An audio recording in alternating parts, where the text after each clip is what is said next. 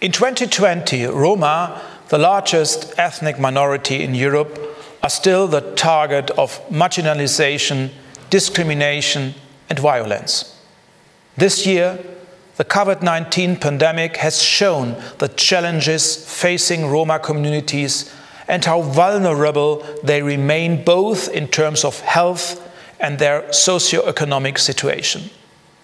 How can children take part in online lessons if families don't even have a secure supply of electricity? How do you wash your hands regularly if you don't have a secure water supply? How can you receive treatment if access to healthcare is difficult? How do you provide for your family if your income reduces? Roma face these existential questions more often than the average citizen. I would like to take this opportunity to thank everyone who has provided help and continue to do so through care parcels, emergency teams and unbureaucratic state assistance, especially in the countries of the Western Balkans. However, across Europe, and Germany is no exception, we saw Roma being made responsible for the spread of the virus. That's shameful, and we must take a clear position against it. Antigypsyism is a root cause of social exclusion and discrimination. Politicians have been slow to recognize that. It was not until the new EU Roma Strategy was presented by the European Commission 2 weeks ago that the fight against anti-Gypsyism was defined as an overarching issue. I'm very grateful to the European Commission, to Helena Dalli and Vera Jourova for the new concept and to everyone who worked on it. Now we have a proposal on how we can achieve concrete progress in equality, in inclusion, participation, education, employment, health and housing by 2030.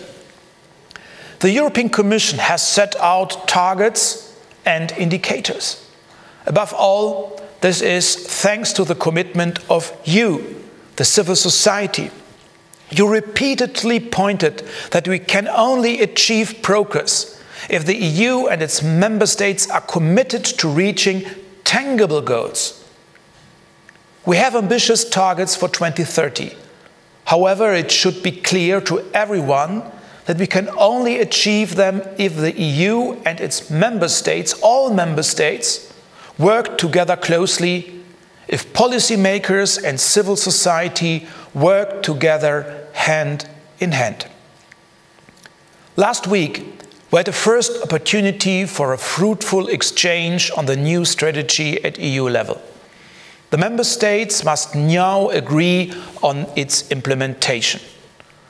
I'm very pleased that this conference on the impact of the EU Roma strategy in the Western Balkans comes so soon after the presentation of the new strategy.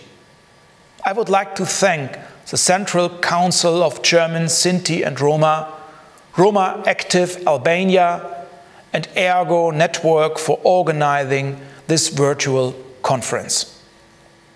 The new EU Roma strategy builds on the groundwork already undertaken and the voluntary commitments of the governments and supplements them with the various EU instruments which can be used to realize these goals. Whether in the EU or in the Western Balkans, the key to improving the situation is to fight anti-Gypsyism. We want to take the international exchange on fighting anti-Gypsyism forward, not only as the current holder of the presidencies of the Council of the EU and of the International Holocaust Remembrance Alliance, also as the future holder of the chairmanship of the Council of Europe Committee of Ministers.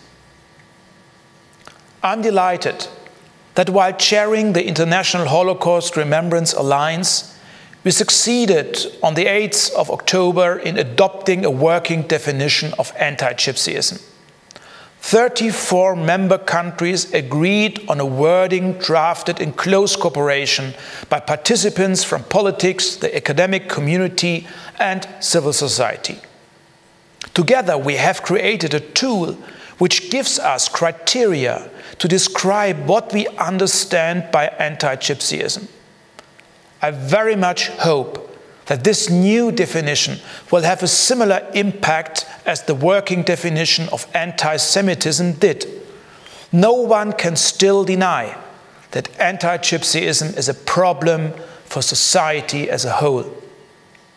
Roma must be heard and included in drawing up measures, whether they concern the visibility of Roma women or the question of how to shape the transition from school to the labor market.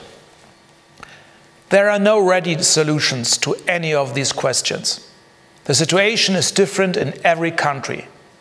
Together, however, we can do more to create a plural and open liberal Europe in which Roma are fully accepted as members of society and are not marginalized. Thank you very much.